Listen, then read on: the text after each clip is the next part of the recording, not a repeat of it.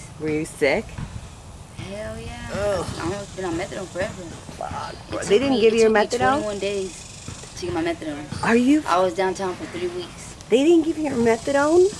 Not until I got downtown, and then I had to put it in a med line and get an appointment. And then the clinic had to bring it over here because that's how they do it. Oh. It took me 21 days to get on methadone. Oh my God. You were deep. I was, deep but I was still sick. But I would still get myself up, take a shower. I would go do walks, but I was like, my vision was blurring, and I'm trying to walk with my because I seen one of my good friends from Ashley there, and I'm like walking one eye because I keep banging into stuff, like, you know what I mean? Like when we're walking against the wall, then black. Tell me a little bit about your story, Pari. Tell me about your story, man.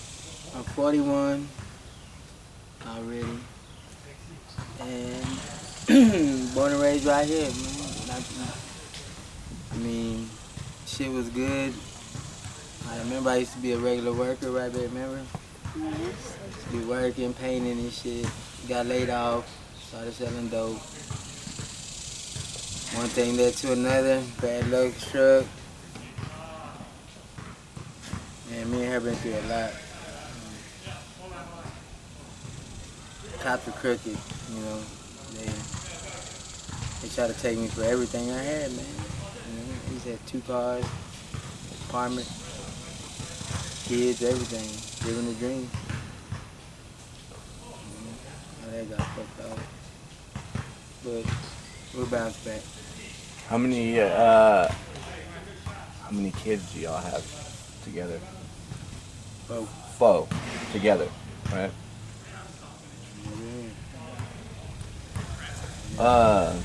How long you been experiencing homelessness?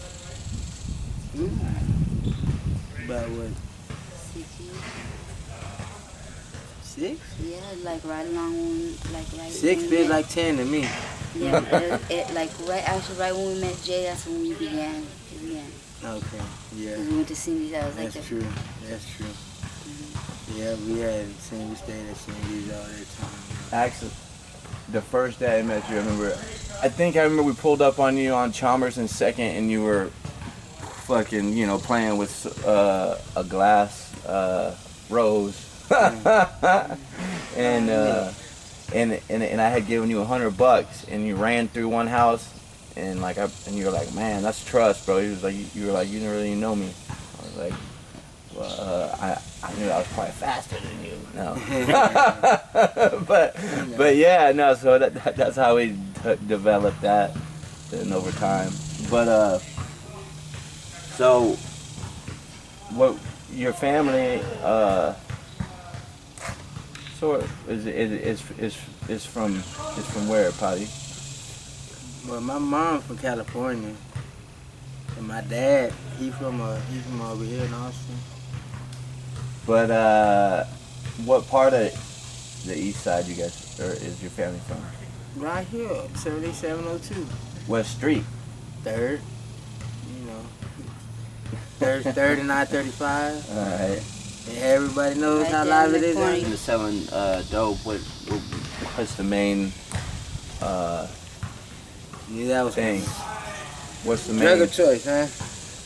Heroin. heroin? Yeah, Good old heroin. good old brown heroin.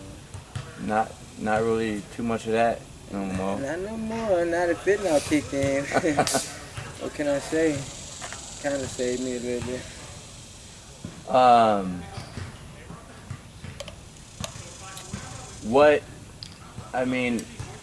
How were you introduced to that?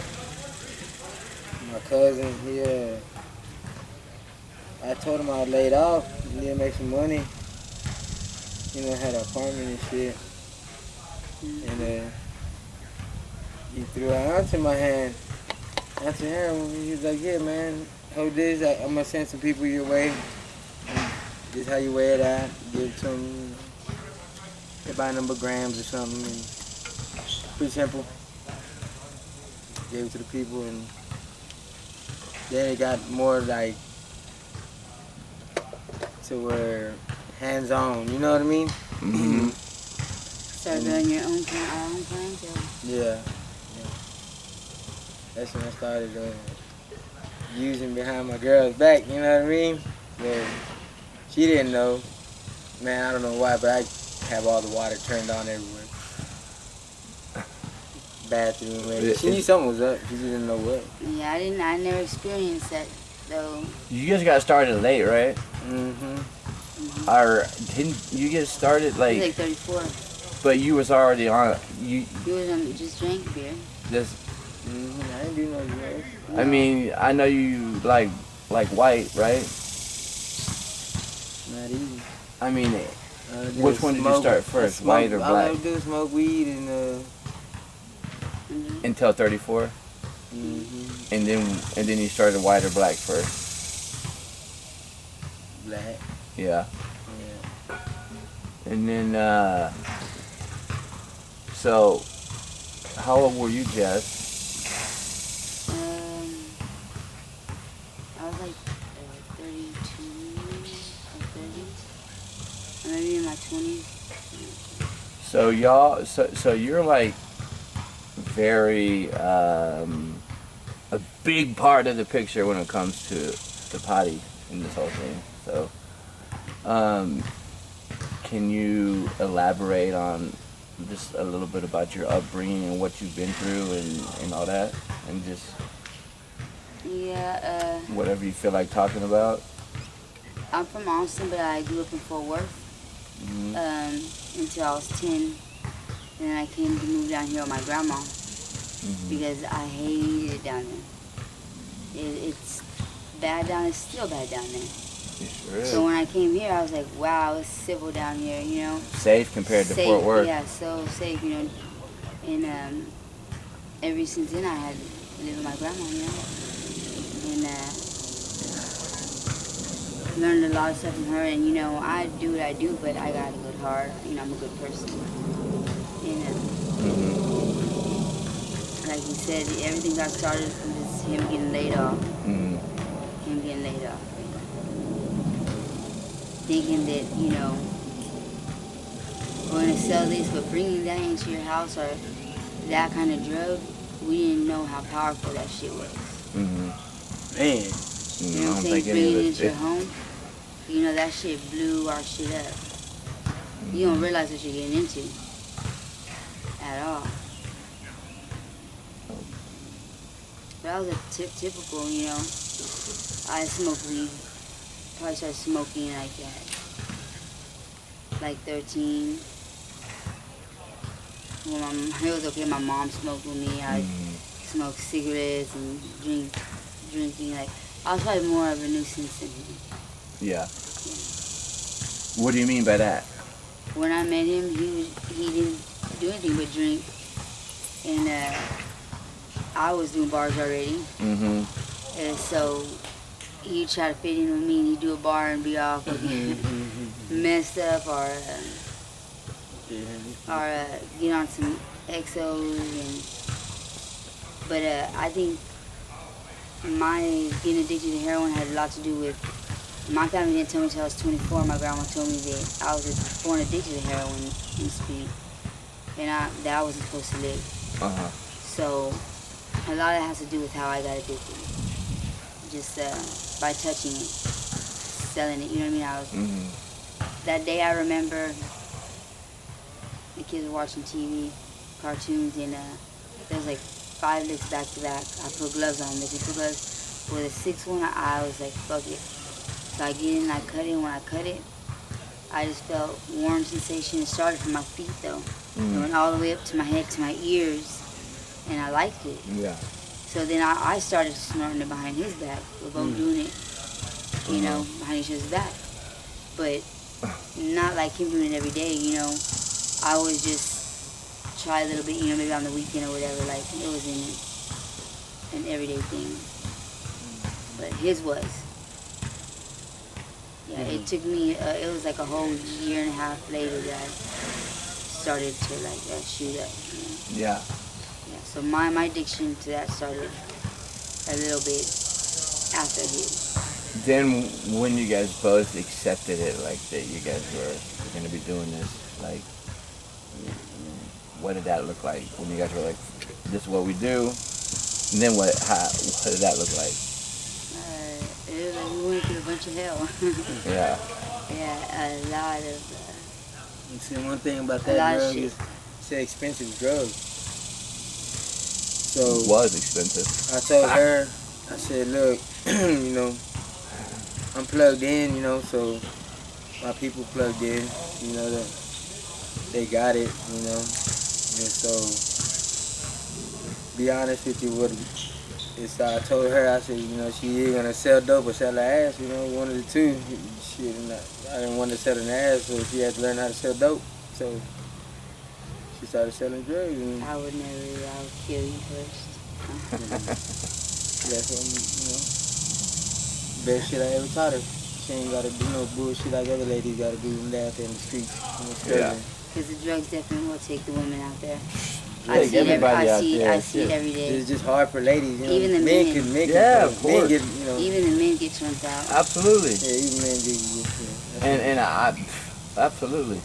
So what happened with y'all's family life? Well, Well, they love us, but they I- know we got a problem. yeah. You talking about your kids or your family? My Like family. Our family or our outside Your family? family. like moms and dads. Like and my grandmas. family does not know that. They do not know that I stay outside. Like they don't know that. Yeah. I say I'm like living in motels or but it's not acceptable. They're totally fake. So I kind of isolate myself a little bit more than I should. But I don't like to isolate myself from them when I'm doing drugs, because my grandma, she can sniff that right out of me, Right. You mean like she knows you're using? Mm-hmm. And Yeah. they're not okay with that at all. So now, what's it look like as far as heroin? I mean, what's that look like now? I mean, it's all fentanyl, right? Yeah. Basically, it's like Dr. Pepper and phenol. They're like, that's why they're coming up so fast. Because it looks like dope, Yeah, but it's fentanyl. fake, yeah. It's Dr. Pepper, It's like fake 2 liter, and they heroin. condense it. Synthetic dope. They condense it down and then they pour it in like sandwich bags, and they throw that in the freezer, and it hardens up. They get a coffee, Mr. Coffee, like a little blender, Mm-hmm. and the condensed Dr. Pepper will be hard and it'll look like heroin. Mm-hmm. And they'll throw that in the Mr. Coffee and it'll turn all white. And then basically they're throwing their fentanyl, maybe on an ounce of Dr. Pepper, they're putting a ball of fentanyl in there or something. And they're mixing that, so even there's really no heroin out there. It's like they're missing the main ingredient, and that's, Yeah. No, I had a brief little relapse, and it's not the same. The shit was garbage. I didn't like it. No, yeah, that's what I told him. I don't like the fentanyl. Come off is so much different. Like heroin will lay you down. Fentanyl will have you, which is addicting to kids. And now it's even in the weed, So you got teenagers that are coming up with addiction problems now. Mm-hmm. So you have to really be careful, and make sure, as a parent, a good parent, watch your kids, because they don't know that that's fentanyl. They just think it's like back in, even though they weren't there in them times, they've heard about them, but everything is not. There's no real drugs anymore. So it's not like back in the days. These drugs will kill you. I feel like I stopped just in time. Yeah. You know what I These mean? drugs, like literally 70% of the people in their lives, mess with our friends and even family In that circle. in our immediate circle, like Mhm. have gone past. from Yeah. fentanyl are wounds from injecting, you know, heroin, which is not heroin, it's Coca-Cola, which is not supposed to be put in your skin in your body. So it's leaving Abscess. Wound. yeah, they Open will wounds. kill you. All right. Well, thanks for. You guys want to do a follow-up interview in like 6 months or something? Let's do it. All right. Like, I'd love to do one with just me and you. We could do girl talk. You know that. Do a girl Hopefully talk. next time we're in a little bit better place, that'd be better. Yeah. Lots of things to work on now. Let's do dinner.